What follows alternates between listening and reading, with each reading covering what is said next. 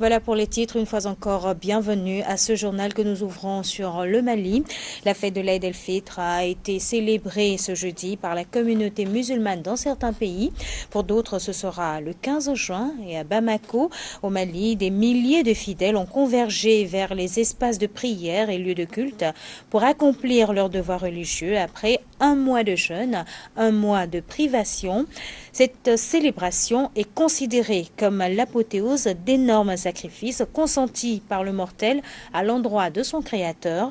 Cette journée, les musulmans du Mali l'ont célébrée dans la communion, la paix et le pardon prônés par les leaders religieux tout au long de ce mois béni du Ramadan. Le sens de l'Aïd el-Fitr avec Imam Ousmane Samaké de la mosquée Al-Madina Al-Munawara. Nous l'écoutons.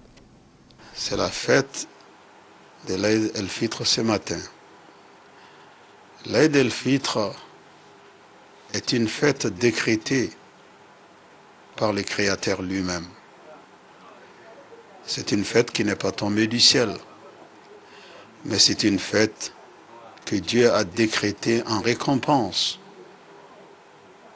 de ceux qui ont jeûné pour lui, de ceux qui ont prié pour lui, de ceux qui se sont abstenus de tout ce qui peut entraver leur jeûne pour lui, de ceux qui ont multiplié les invocations, de ceux qui ont renforcé les implorations, de ceux qui ont donné toute leur force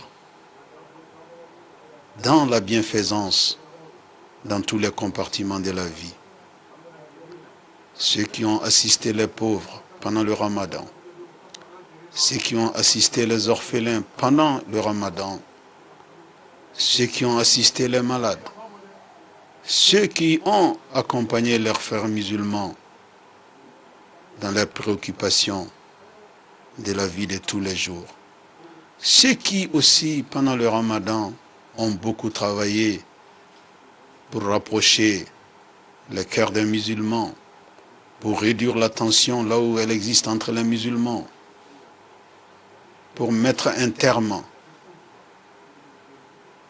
aux grandes difficultés qui se trouvent dans les familles des musulmans, dans leurs lieux de travail. Bref, ceux qui ont travaillé pour apporter l'apaisement dans la société musulmane, Dieu a décrété cette fête pour tout ceci.